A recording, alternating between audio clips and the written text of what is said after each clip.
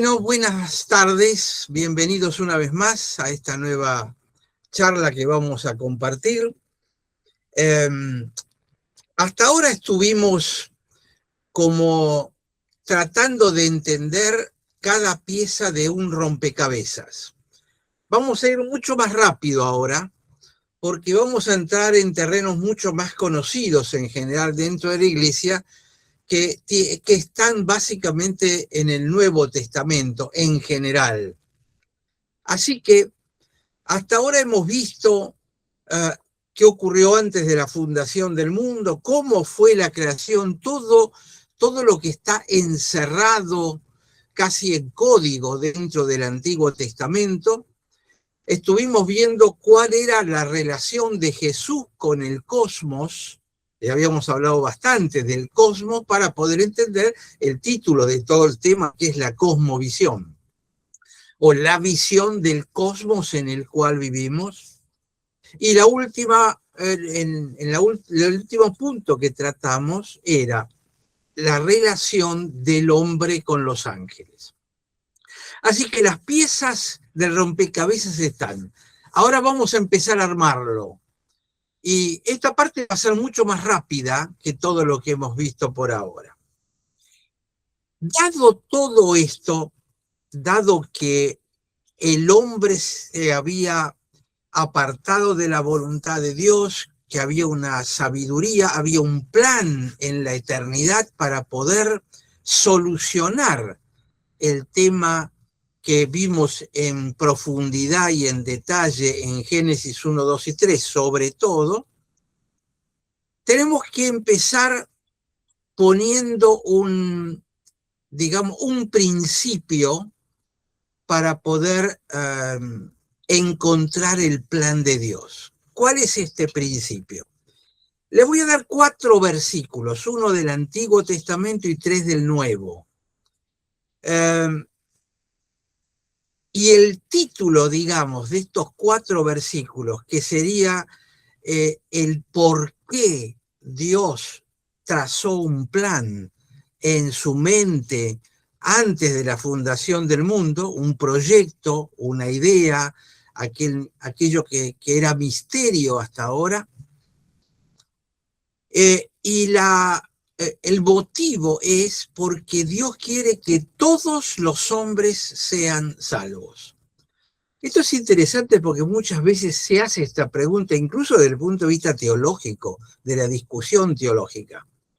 ¿Dios quiere que todos los hombres se salven o simplemente Dios eligió unos pocos para que se salven y otros para que se pierdan?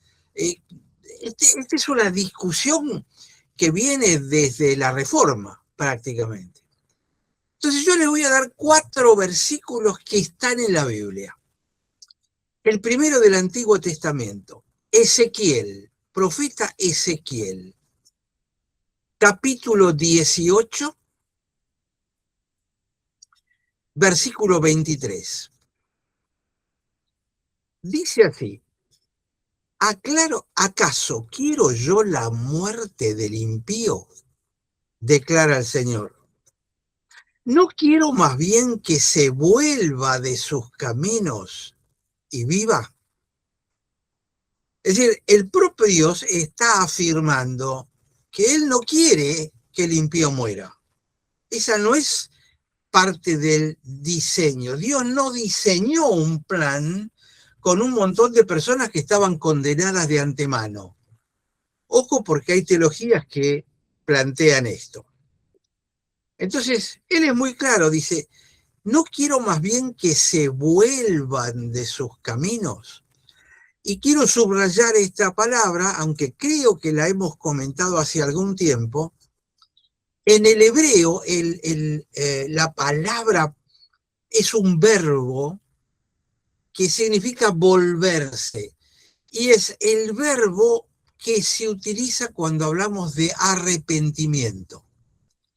Volverse no es cambiar de rumbo, no es convertirse. Es decir, sería una mala traducción decir ahí: no quiero más bien que se conviertan, Porque hoy en día en nuestras iglesias lo entendemos como convertirse de una religión a la otra. Convertirse del Islam al cristianismo o desde el catolicismo al pentecostalismo o desde el metodismo al anglicanismo. Eso es lo que muchas veces se entiende como conversión. El concepto de volverse, que es el verbo shub, significa arrepentirse. Es un acto, no es el cómo voy a caminar de ahora en más, es el acto interno de mirar para adentro, mirar que se está caminando en una dirección equivocada y tener una profunda sensación de, si quieren, de pecado, de dolor, de pena, de estar perdido, de haber perdido el rumbo, de darse cuenta, esta es la darse cuenta de quién soy, no de lo que vengo haciendo, porque lo que vengo haciendo es consecuencia de lo que soy. Entonces, este verbo shub, este verbo de volverse, es darse cuenta de los caminos equivocados y de la situación en la que estamos. Como consecuencia de esto, yo voy a cambiar la dirección en la que me muevo, y eso sí es conversión. Es decir, que la verdadera conversión no es cuando levanté la mano o me puse de pie un día en la iglesia. La verdadera conversión es lo que empezó después de el arrepentimiento profundo del corazón, ni siquiera de haberme levantado de la silla, porque me levanté de la silla porque algo se produjo adentro mío. Todo lo que empieza a pasar después de ese algo que ocurrió, que me empieza a encaminar en una dirección diferente, todo eso se va a llamar conversión. Desde ese momento en adelante hasta el día en que morimos. Los ortodoxos, la iglesia cristiana ortodoxa, que tiene algunas cosas muy interesantes, lo llama cristianizarse. Es decir, ese nuevo camino lo llama cristianizarse. Es decir, yo me voy volviendo cada día un poco más cristiano. Y realmente me parece bastante acertado como concepto, porque es una cosa progresiva que voy descubriendo, el Señor me va mostrando cosas de mi vida y yo me voy corrigiendo. Bueno, todo esto es lo que está encerrado en este Ezequiel que dice, no quiero yo que se vuelva de sus caminos y viva, porque la consecuencia de ese cambio de dirección, no por el cambio de dirección, sino por el cambio de corazón, da como consecuencia la vida.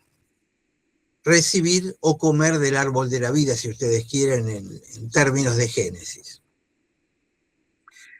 Ver versículos del Antiguo Testamento, sí, Pastor Romanengui.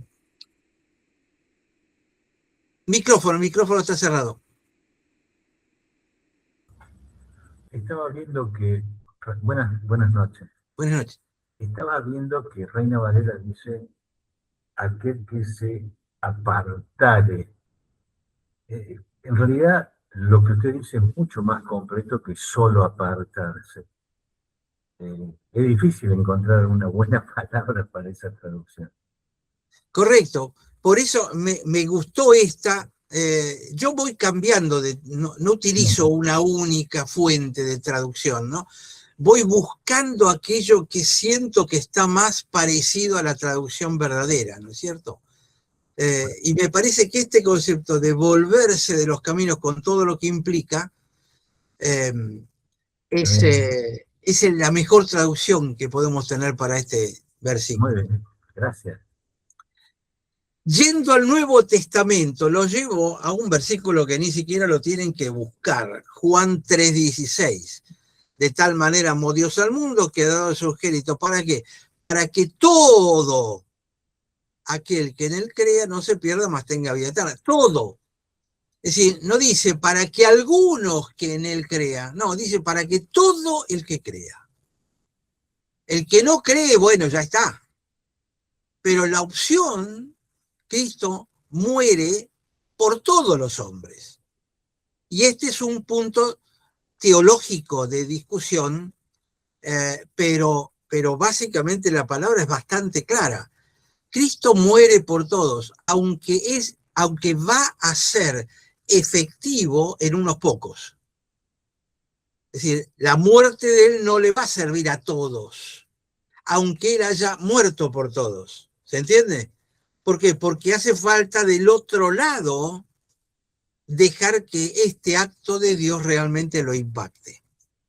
Entonces ahí tienen otro versículo donde se manifiesta que Dios quiere que todos se salven. Lo llevo a primera carta a Timoteo. Primera Timoteo 2:4. Dice, el cual quiere que todos los hombres sean salvos y vengan al conocimiento de la verdad. Este es Pablo afirmando esto. Quiere que todos los hombres sean salvos y vengan al conocimiento de la verdad. Cristo dijo, yo soy la verdad. ¿Se acuerdan? En contra de la mentira de la serpiente. Entonces Pablo está repitiendo esto con absoluta claridad. Y ahora lo voy a llevar a Pedro. Vimos a Juan, vimos a Pablo, ahora a Pedro. Segunda de Pedro 3:9. Segunda de Pedro 3:9. Dice, el Señor no retarda su promesa, no queriendo que ninguno perezca, sino que todos procedan al arrepentimiento.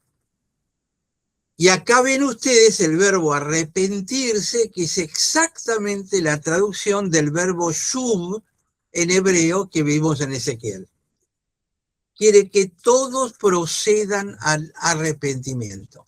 Por eso yo muchas veces les he dicho que a veces siento que uno desvía a la gente cuando le dice que tiene que aceptar al Señor. Porque no es que hay que aceptarlo, simplemente hay que proceder al arrepentimiento. Es decir, no es lo que hago, es cómo me siento cuando miro para adentro. Es esa cosa interna que es lo que uno tiene que buscar. Y yo creo que el verdadero sermón, el verdadero mensaje de iglesia, el mensaje del domingo, es un mensaje que tiene que ayudar al arrepentimiento. Ahora, no al primer arrepentimiento que haga que, bueno, yo le doy lugar al Señor, me convierto, no en sapo, sino en cristiano o en miembro de la... No. Creo que cada domingo tiene que estar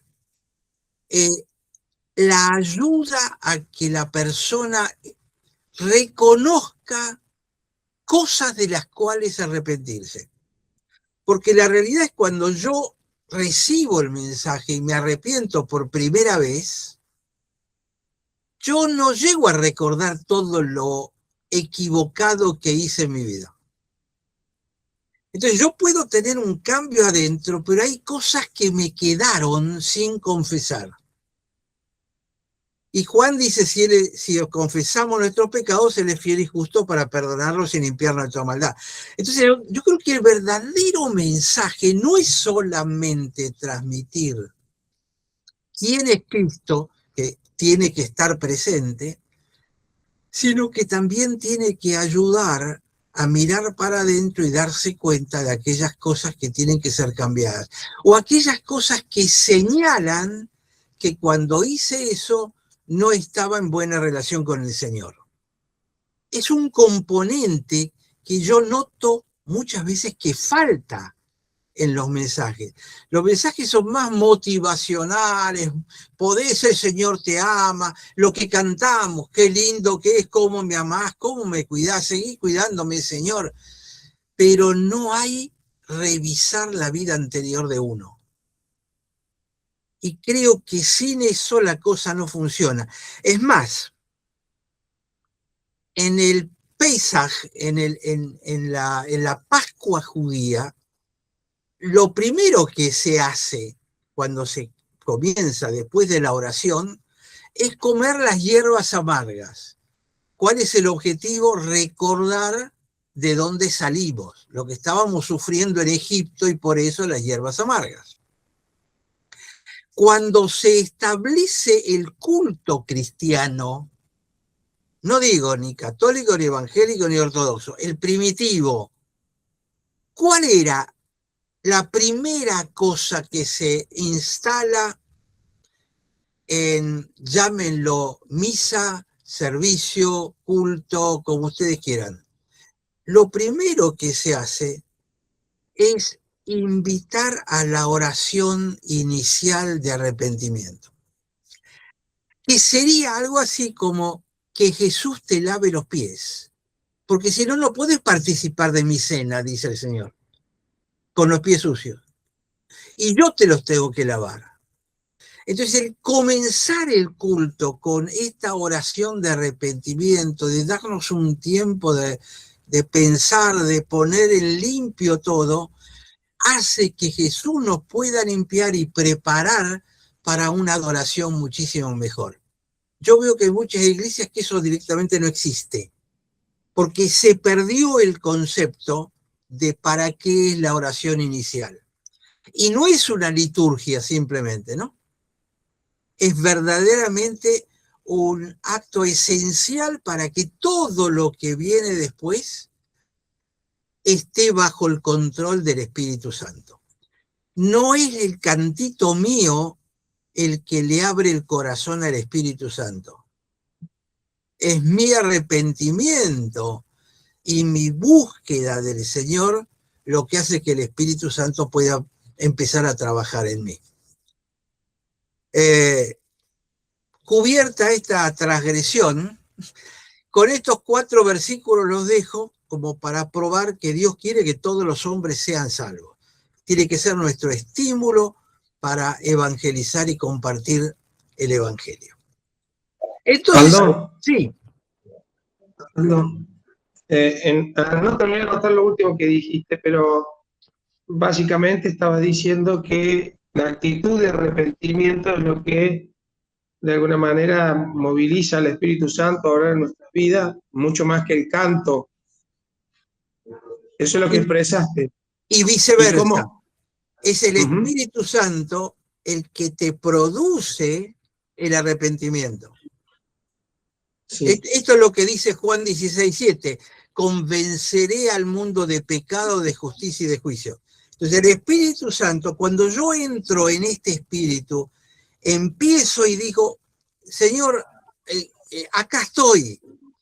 Y estoy dispuesto al arrepentimiento, a pensarlo, a buscarlo. No empiezo yo a dar el primer paso. Me pongo ahí adelante del Espíritu Santo, hacé conmigo lo que quieras. Y mi oración es eso, es un pedido a Dios de que me ayude a limpiar los pies, a mirar para atrás, a recordar cosas que no le puse adelante, a glorificarlo. Por eso el Padre Nuestro de Jesús empieza con Padre Nuestro, que santificado sea tu nombre. Venga a nosotros tu reino, el reino del Espíritu Santo. ¿Se dan cuenta? Toda la primera parte no se trata acerca de mí, tampoco es un canto a Dios agradeciéndole.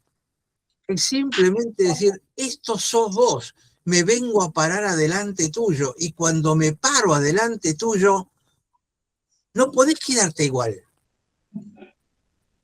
No sé si se llega a entender. A veces cuando se arranca con una canción, el que arranca es el hombre. Y lo que yo estoy diciendo es que el que tiene que arrancar es el Espíritu Santo. No sé si llego a expresarlo Sí, plenamente. sí, y justamente por eso un poco te preguntaba, porque en principio de tu exposición yo me citaba en la Santa Cena y la necesidad de reflexionar y llegar a los símbolos limpios, por decirlo así, pero también me ponía a pensar en una reunión cualquiera, donde normalmente empezamos cantando y en realidad, eh, no me parece mal, pero digamos, es como que empezamos a través del canto a buscar una conexión y me gustó esto que dijiste, decir, espera, antes de cantar, antes de ofrendar, antes de... ¿Por qué no hacemos una oración de arrepentimiento que nos trae de alguna manera a posicionarnos delante del Padre y hacernos entender dónde estamos y no que de golpe el apuro, la corrida nos hace arrancar directo en algo que capaz que nos cuesta mucho concentrarnos en qué estamos haciendo, Claro, pero ¿no? fíjate en tus mismas palabras, José, Sí, ¿qué fue lo que dijiste? Empezamos a cantar para... claro, por eso, ¿Quién está empezando? sí, sí, Vos, sí, sí. en lugar de dejarlo que él comience. Es decir, darle la primacía en todo. Ujú. Ahora, ¿por qué lo digo? Porque esto lo veo mucho. Es decir, nadie se va a perder por esto. Pero cuando uno trata de entender el trasfondo bíblico de la reflexión de cómo me paro adelante de Dios, fíjate cuál fue la reacción de Moisés en el momento que se aparece la zarza. ¿Cómo fue la reacción de Abraham cuando se le apareció Jesús? ¿Cómo fue la reacción de David cuando Samuel lo viene a ungir? Eh, Fíjate cuál es la reacción de los profetas. Se le aparece Dios y dicen, tuve una carga tremenda. No vas a encontrar que empiecen con cantos, ni siquiera David empieza con salmos. Ujú. Es un tema de actitud. ¿Cómo me paro en la presencia del Dios creador del universo? Yo llego ahí, digamos, el domingo, ¿cómo me presento a él? Y el tema es que a veces puedo estar equivocado, pero a veces siento como que llego en, soy tu hijo, acá estoy delante tuyo, te voy a alabar, vas a ver la música que te voy a cantar, vamos a hacer esto de todo corazón. Es el vamos a, voy a, es el yo presentándose frente a Dios, en lugar de, si me permiten dibujarlo así, llegar y ponerme de rodillas y decir, Señor, acá estoy, heme aquí. Samuel, y Samuel iba y se creía que lo había llamado el sacerdote. Y el sacerdote le dice, no, debe ser Dios que te está llamando. Entonces él va y dice, heme aquí. Esa actitud, heme aquí, es un poco la actitud en la Pascua de comer las hierbas amargas. No sé si llego a poder explicar todo el concepto, pero esto es algo que yo creo que uno tiene que enseñarle a la congregación. Que ayudarlos a que entiendan que están enfrente del Dios del universo. Sí, es papá, es papito, si quieren, pero papá es el rey del universo. No sé, a lo mejor soy demasiado chapado a la antigua, disculpen en ese caso, pero lo que quería era por lo menos transmitirles este concepto, ¿no? Este enfoque. ¿Qué pisa santo es? El que está enfrente a nosotros, santo es. y tenemos que tratarlo como tal. Es diferente. Muchas veces, yo me acuerdo cuando hace más de 30 años, cuando empecé toda mi práctica en la iglesia de liderar la adoración o algo así, el concepto que me dieron era: la primera canción tiene que ser con toda la fuerza del Señor, con todas las ganas. Entonces, para abrir el culto, vamos a cantar Jubilosos te adora, porque había que levantar el ánimo. ¿De quién? ¿De Dios? No, hay que levantar el ánimo de la congregación. Ah, entonces estoy haciendo algo para los hombres.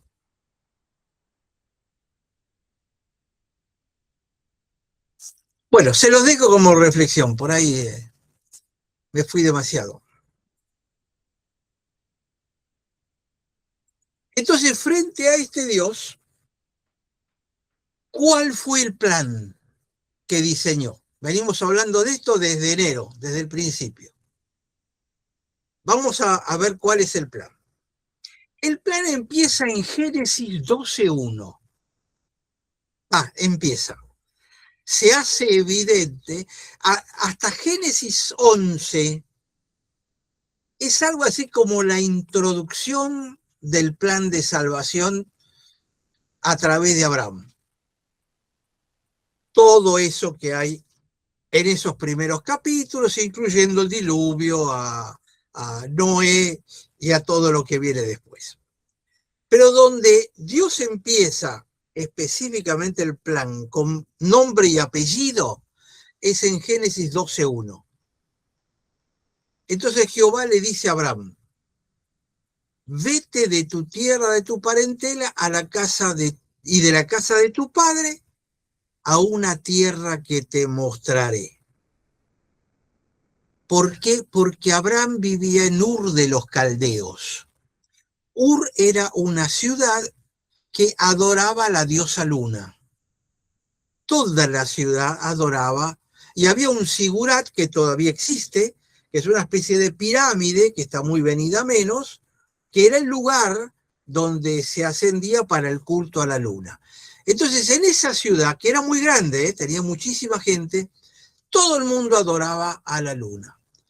Pero Abraham,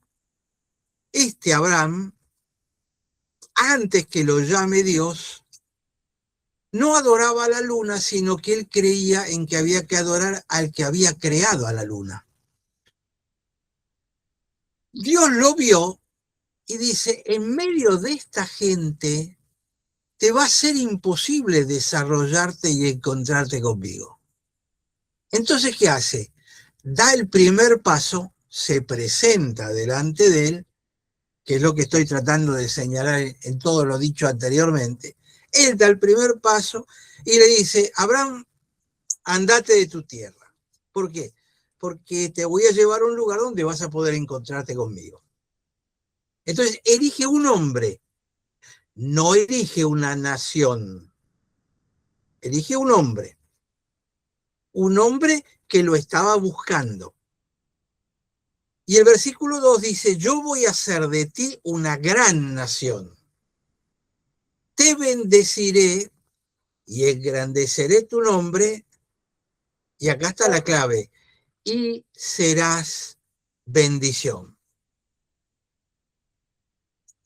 Entonces,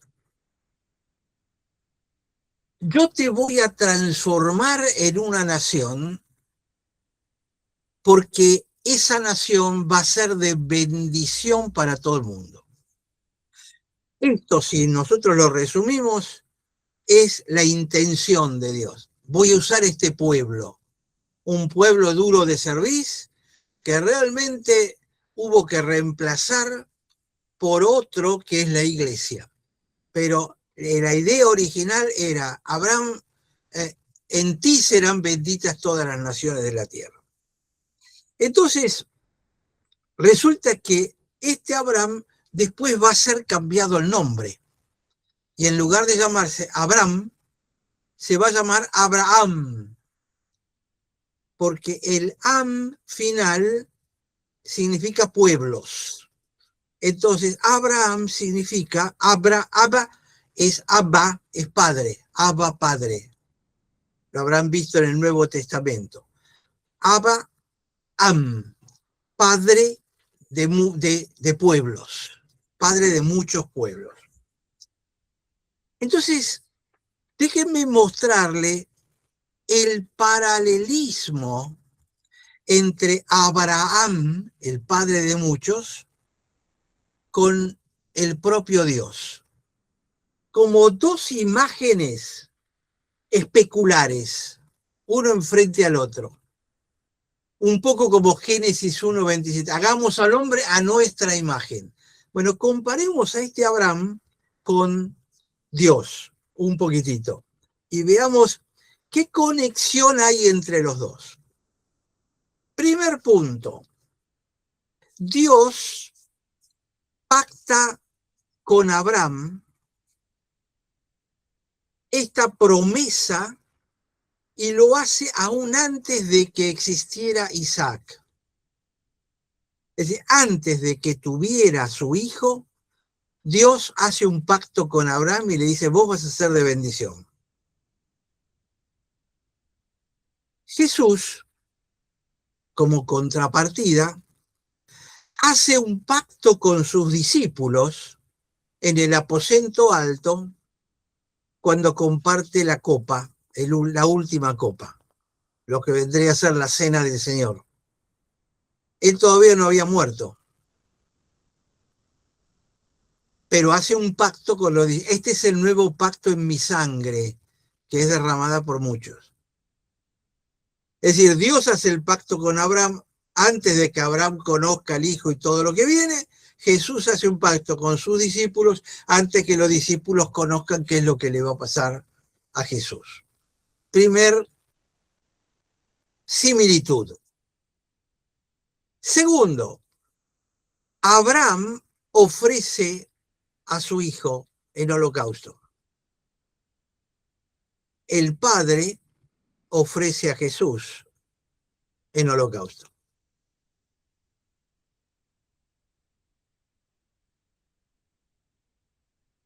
¿Dónde ofrece Abraham a su hijo?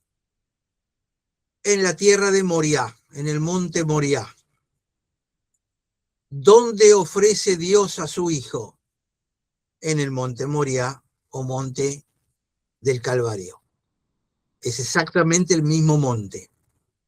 Es donde estaba construido el templo y un poquito más arriba el pico de todo esto. Cuando Abraham va a sacrificar a Isaac, Isaac llega en un burro. Cuando el padre va a dejar que Jesús muera, Jesús también llega en un burro.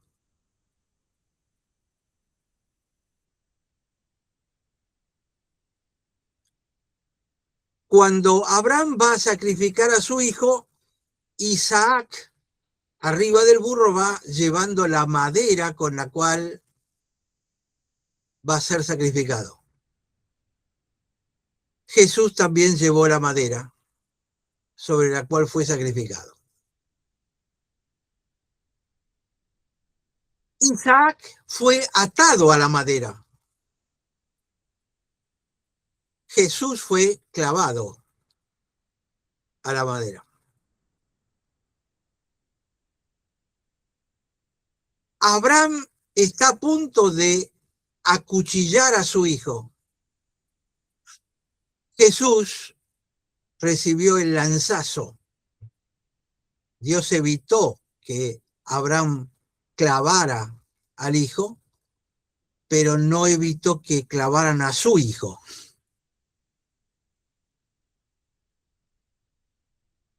Y después del pacto y de todo este episodio, Abraham manda a buscar novia para su hijo.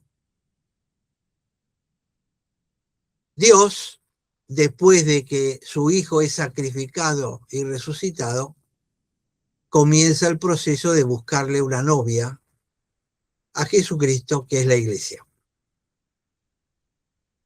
Como se dan cuenta, nosotros no lo vemos habitualmente, vemos alguna de estas cositas, quizá, pero como de alguna manera es como que Dios se identifica con Abraham, hay un paralelismo ahí en todas las cosas que hace, que es sumamente llamativo y por eso quería compartírselos. Me parece que es muy interesante. Entonces, ¿cómo sigue la cosa? Dios llama a un hombre y a su descendencia. ¿Para qué? Y aquí aparece Éxodo 19:5, donde a la nación de Israel, Dios le da una tarea. Éxodo 19:5 dice, ahora pues, si de veras escucháis mi voz y guardáis mi pacto, serán para mí un pueblo especial entre todos los pueblos, porque mía es toda la tierra. Y ustedes me serán un reino de sacerdotes, nación santa. Estas son las palabras que le dirás a los hijos de Israel. Recordarán bien que Pedro, en su carta, también dice exactamente lo mismo, que la iglesia es exactamente lo mismo que dice el versículo de Éxodo. ¿Qué significa? Dios le dio a la descendencia de Abraham una tarea que era ser un reino de sacerdotes y ellos se quedaron con el sacerdocio para ellos pensando que había un mérito en ellos y que eran los depositarios finales del amor de Dios. Y Dios dijo, no, yo lo llamé para que sean intermediarios, sacerdotes, esa es la palabra. Entonces, como no lo cumplieron, yo tengo que buscar a alguien que lo cumpla. ¿Quién va a ser? La iglesia. Y muchas veces la iglesia, y por eso empecé hablando de esto de los cultos, la iglesia a veces dice, fuimos los elegidos, qué lindo, somos los de... ¿Vieron cómo cuando pagamos algo dice consumidor final? Nos sentimos los consumidores finales del amor de Dios. Entonces no tengo que pasarlo a alguien. El IVA sí lo pasó al que viene después, pero el consumidor final no pasa nada. Bueno, Israel actuó como consumidor final, cuando supuestamente ellos tenían que facturar el IVA. Espero que me entiendan la figura que estoy tratando de compartir. Eso mismo se lo pasó a la iglesia, y muchas veces la iglesia no lo cumple, ¿no?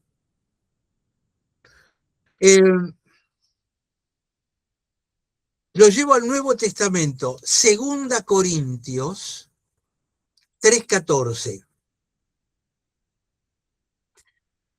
Pablo está hablando acá,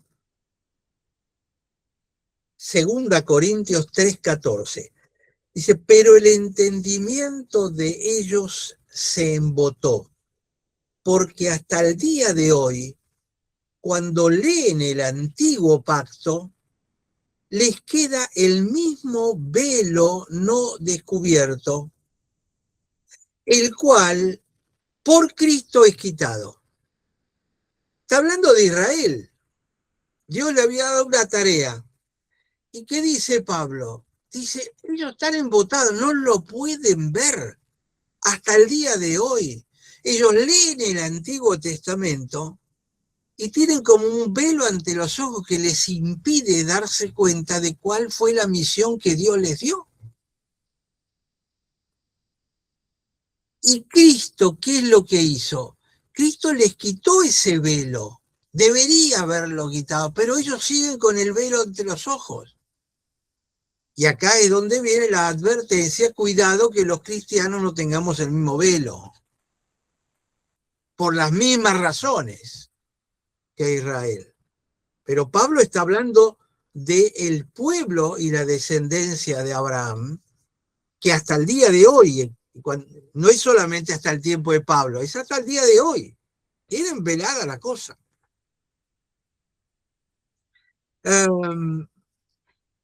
Y entonces se explica lo que Jesús hizo en Mateo 21:19.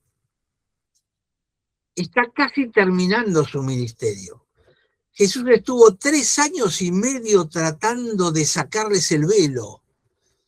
Y la verdad es que la enorme mayoría de ellos seguía con el velo puesto porque quería tener el velo. Es decir, ellos querían ser los depositarios finales de la bendición de Dios. No se dieron cuenta que Dios había dicho, ustedes los elijo para que sean bendición. Entonces, ¿qué dice Mateo 21:19?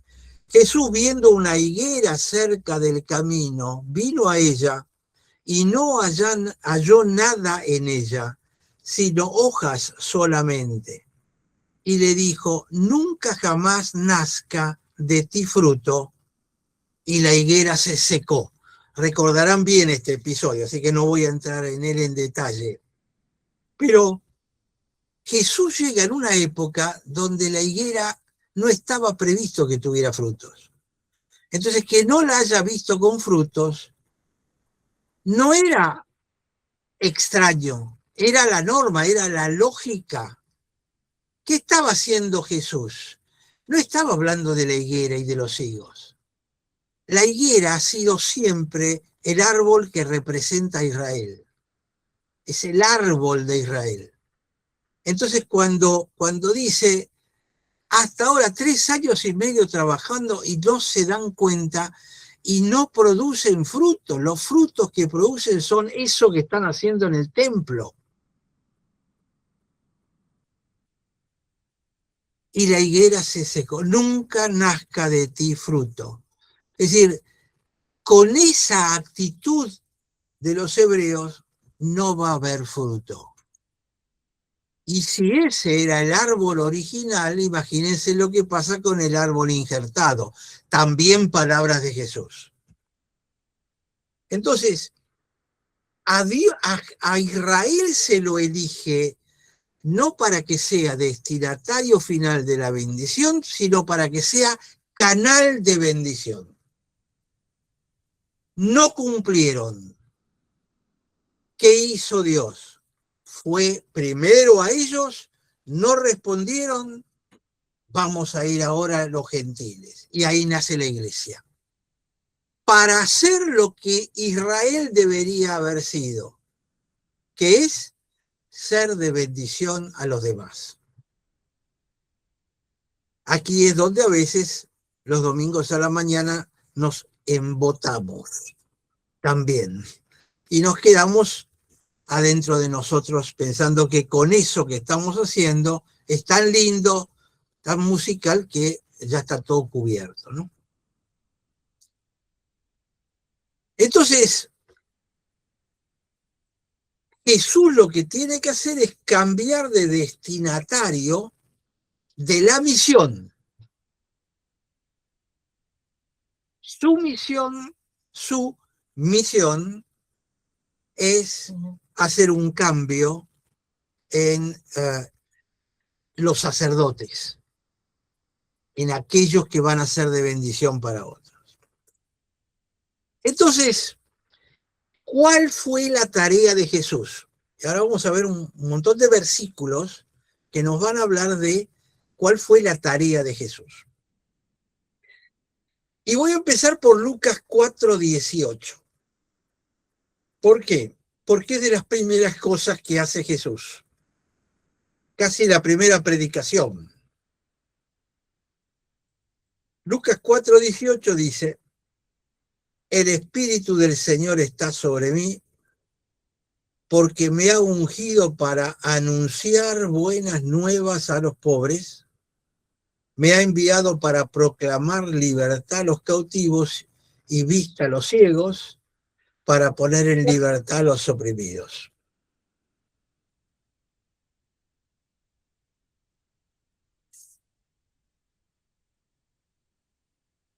Esto es lo primero que Jesús dice en predicación. ¿No es llamativo? Entonces, él como judío trata de empezar dándole ejemplo al pueblo judío de lo que deberían estar anunciando. que por ende es la misión que nosotros como cristianos tenemos. Él fue ungido para anunciar buenas nuevas. ¿Ungido con qué? Ungido con el Espíritu Santo. El aceite es solo un símbolo. Nosotros hemos sido ungidos por el Espíritu Santo. Bien, ¿para qué? Para anunciar buenas nuevas a los pobres de espíritu, es decir, aquellos que no son tan orgullosos que creen que no necesitan nada, sino al que es pobre de espíritu realmente. Dice, el Padre me ha enviado a proclamar libertad a los cautivos. ¿Cautivos de quién? Cautivos del cosmos, cautivos de Satanás y sus ángeles, cautivos del sistema religioso que los estaba oprimiendo en lugar de liberarlos. Y cuando digo esto, yo diría, si lo están anotando, subráyenlo, porque esa es la pregunta que quizá tenemos que hacernos como iglesia. ¿Estaremos fabricando cautivos religiosos denominacionales? ¿O estamos proclamando la libertad en Cristo?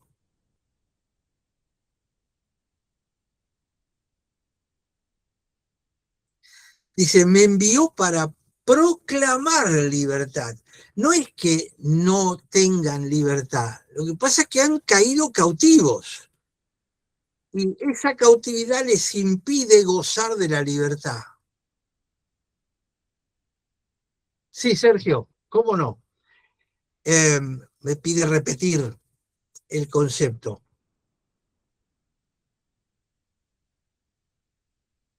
La iglesia debería potenciar a la gente que viene para que viva la libertad de ser cristiano. Porque Cristo nos liberó de la muerte, de la condenación y también de la opresión del cosmos. Y lo que tenemos que decir, sos libre. Hasta sos libre de los hermanos, no hermanos libres, sino sos libre de los hermanos. Libre de la denominación, libre de las teologías, libre de la sociedad que te rodea, que te quiere decir cómo tenés que pensar respecto a cosas algunas inverosímiles. Sos libre. En esa libertad tenés ahora la responsabilidad de elegir qué es lo que vas a hacer. Porque el Espíritu Santo, sí, libre de la religión y de la cultura religiosa, y de la cultura denominacional. Cada denominación tiene su propia cultura, y muchas veces caemos prisioneros de eso. Y lo que yo tengo que potenciar en el otro es que crezca hasta el máximo posible de su capacidad. ¿Por qué? Porque esa capacidad se la da el Espíritu Santo. Pero muchas veces le ponemos el pie encima para que no crezca demasiado. Pero el tema es proclamar libertad al que está cautivo por el sistema. Y uno puede decir, pero ¿dónde estoy cautivo? ¿En qué? Y ahí continúa el versículo, dice, y darle vista a los ciegos. Porque el sistema nos enceguece a veces. Por supuesto que el que enceguece es el cosmos y el que tiene el imperio del cosmos. Tenemos el entendimiento entenebrecido, porque el Dios de este siglo cegó el entendimiento de los incrédulos para que no les resplandezca la luz del Evangelio. Es cierto, pero eso es para los incrédulos. ¿Y qué pasa con los crédulos? Muchas veces nos ciega el sistema en el cual nacimos. Es como que somos prisioneros de esto. Yo recuerdo un participante que tuvimos en el instituto, y él era de Armenia. él era un creyente evangélico en Armenia, y en Armenia la religión ortodoxa armenia, imagínense que es el primer país cristiano del mundo proclamado como cristiano, Armenia. Entonces, digamos, el obispo máximo de la iglesia de Armenia estaba muy enojado porque decía, Armenia es nuestra. No puede venir nadie a proclamar un mensaje que no sea el ortodoxo armenio. Se sentía dueño de eso. Y uno podría pensar, bueno, en el mismo sentido, por ahí Italia se siente católico, España desde ya, Alemania se siente luterana, Inglaterra se siente anglicana, Escocia presbiteriana, Suiza reformada. Es como que acá esta es la visión. Pero forma parte de esta ceguera producida por el sistema. Y ese sistema muchas veces está enormemente influenciado por el cosmos que hemos estado viendo. Entonces Cristo llega y dice, yo vine a proclamarle libertad a los cautivos, vista a los ciegos, y continúa, dice, y poner en libertad a los que están oprimidos. Que es casi una redundancia.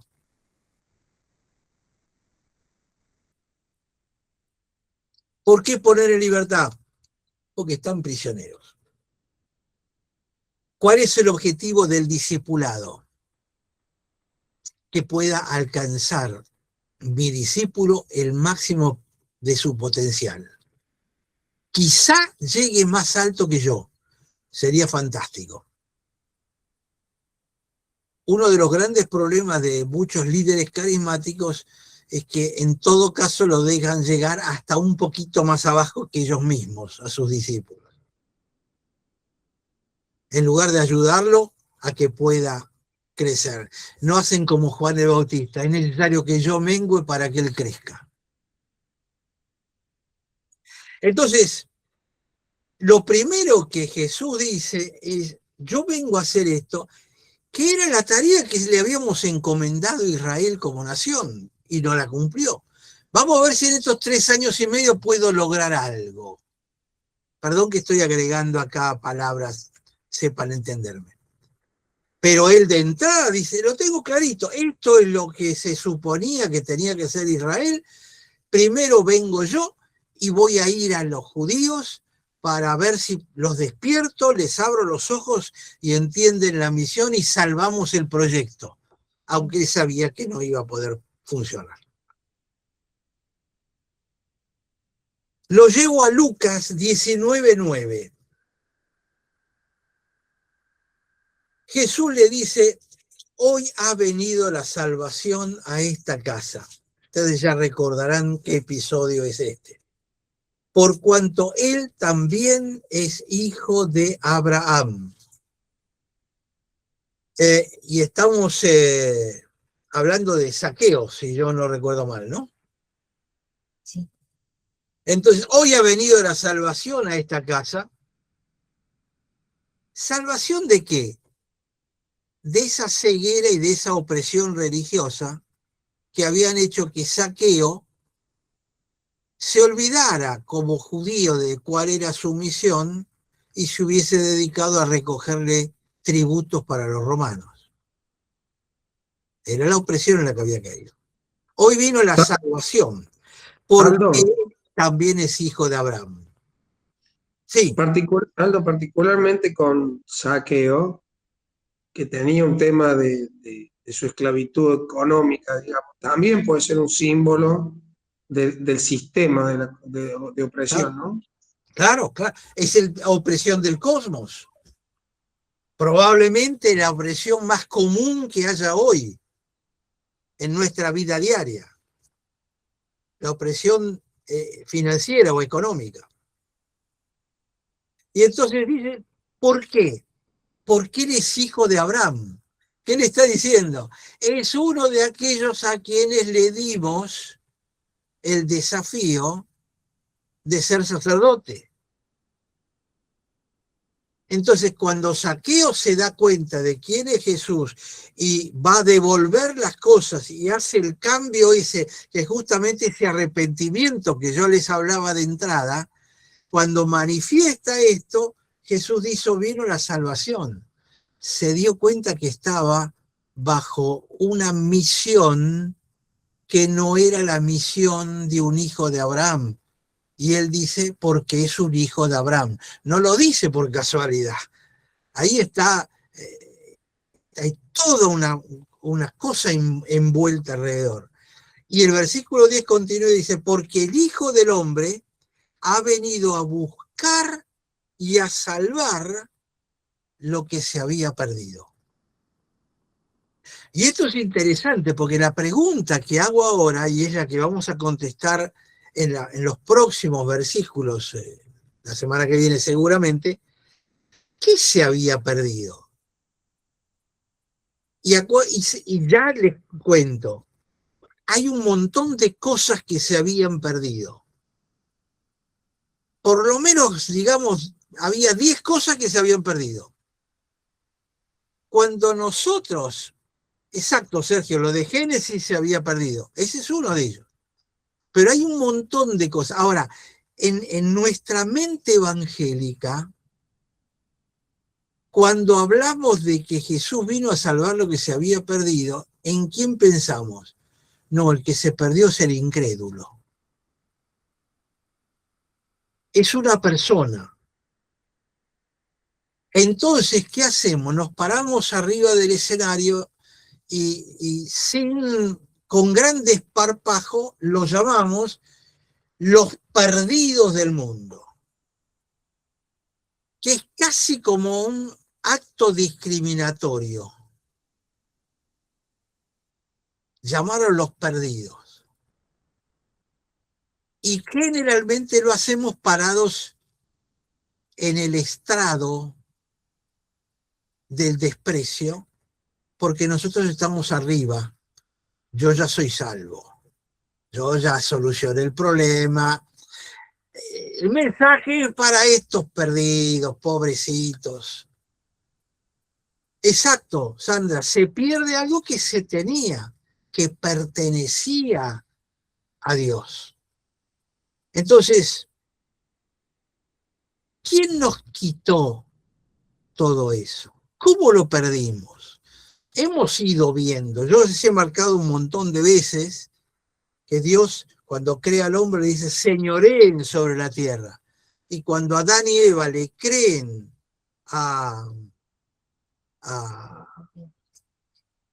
la serpiente, le entregan el señorío a la serpiente. Entonces, el Hijo del Hombre ha venido a buscar y a salvar lo que se había perdido, y uno piensa en Zaqueo, bueno, lo salvó a Zaqueo. Pero en Adán y Eva, toda la raza humana se había perdido. El señorío del cosmos se había perdido. La liturgia, todo lo que Dios había organizado de un sistema eclesiástico a través de Moisés y de Aarón y del sacerdocio de Aarón y de los levitas y de la función que tenía que cumplir cada uno, todo eso se había perdido, porque lo que seguían haciendo era una liturgia vacía de contenido. Se había perdido el propósito. ¿Cuál era la misión? La misión es ser sacerdotes. ¿Quién lo estaba haciendo? Nadie.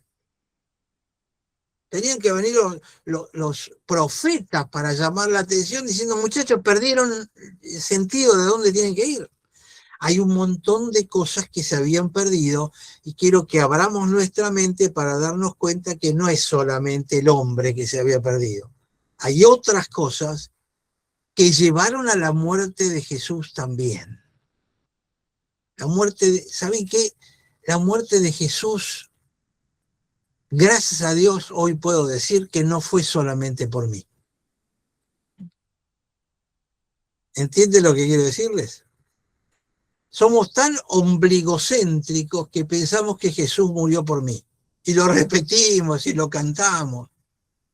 Gracias Dios que moriste por mí. No tengo ninguna duda. Pero ¿saben qué? La misión de él era todavía mucho más amplia. No se acaba conmigo. Y como dice Sandra, es cierto, se perdió el propósito. Y es un poco en lo que vamos a terminar. Les adelanto hacia dónde vamos. En función de todo esto que estamos viendo, ¿cuál es entonces la función de la iglesia? Y después de función de la iglesia vamos a terminar cuál es la función mía. ¿Cuál es mi lugar en el cosmos? Por eso se llama cosmovisión, porque entendiendo todo esto, entiendo para qué estoy. Y qué perdido estoy muchas veces en lo que no hago y debería estar haciendo. Entonces, les muestro otro versículo, Mateo 10:6. Y ya estamos llegando a la hora. Mateo 10:6 dice, pero vayan más bien a las ovejas perdidas de la casa de Israel. Cuando los manda de dos en dos, ¿qué le dice? Vayan a las ovejas perdidas de la casa de Israel. ¿Quiénes son? Los israelitas que habían perdido el rumbo, que lo único que tenían de israelitas es ir al templo 1 o 2 veces por año, 3 veces a las fiestas y nada más. Mateo 15:24, respondiendo dijo, yo no he sido enviado sino a las ovejas perdidas de la casa de Israel. Es decir, lo que está diciendo es, el Padre me envió primero a tratar con las ovejas de Israel, a ver si puedo rescatarlos. Supongo que ahí él, sabiendo como Dios qué es lo que iba a pasar, sabía que no iba a andar, pero tenía que darles la oportunidad primero de arrepentirse y entrar. Y algunos lo hicieron. Pedro, Juan, Mateo, Marcos, todos estos judíos reencauzaron su visión. Belén dice, recuerdo a la mujer encorvada que estaba en la sinagoga. Exacto. Algunos de ellos llegaron a darse cuenta y en este caso son ovejas perdidas, son personas, es cierto. Marcos 1:38, él le responde, vamos a otra parte, a los pueblos vecinos, para que predique también allí, porque para esto he venido. Es decir, no vine solamente para este pueblito de acá. Yo vine para ir por todos los pueblos predicando. Es decir, ¿qué quiere decir predicando? Diciéndoles cuál es la función que deberían estar haciendo. A ver si se puede despertar alguno.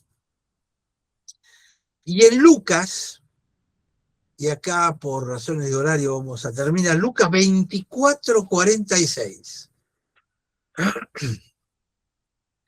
Les dice, así está escrito, y así fue necesario que el Cristo padeciese y resucitase de los muertos al tercer día, y que en su nombre se predicase el arrepentimiento, este verbo sub que les dije de entrada, el verbo de darse cuenta, que en su nombre se predique el arrepentimiento y la remisión de pecados en todas las naciones, comenzando desde Jerusalén.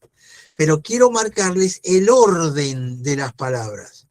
En el nombre de Jesús, yo predico dos cosas. Arrepentimiento primero, perdón de pecado después. ¿Por qué les remarco esto? Vuelvo a repetir, gran parte del mensaje evangélico se ha transformado en proclamar perdón de pecados, pero no proclamar arrepentimiento, no requerir arrepentimiento. No, hermano, es tan bueno Dios que te ha perdonado, no hace falta que pienses para atrás, simplemente Él te perdona. ¿Querés que te perdone? Sí, aceptá el perdón de Dios. Y ahí no, le pasamos por arriba el arrepentimiento, que es el núcleo central de la predicación, como nos dice Lucas acá. Y es justamente lo que hizo Pedro en su primera predicación en Pentecostés. ¿Qué tenemos que hacer, hermano? Arrepiéntanse y después se bautizan. Pero el arrepentimiento es necesario. No el testimonio, no la conversión, no, el arrepentimiento. Perdón si soy reiterativo, pero me parece que son conceptos cruciales que se han dejado de lado y por eso es que los enfatizo especialmente. Voy a llegar hasta acá. Tengo unos cuantos más todavía pasajes que tienen que ver con esto, a qué vino Jesús, pero me parece que por hoy ya tenemos unas cuantas cositas para reflexionar. No sé si habrá preguntas o comentarios. Escritos, por lo menos no, pero si alguien quiere habilitar su micrófono. José hizo 2 preguntas nada más hoy, así que...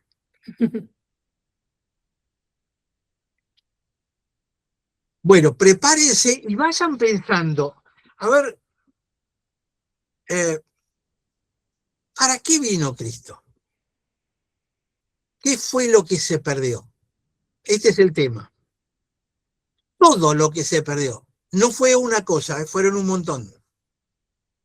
No piensen chiquito, piensen amplio. ¿Por qué? Porque todo eso se perdió, todas esas cosas que vamos a ir viendo se perdieron porque el cosmos prevaleció.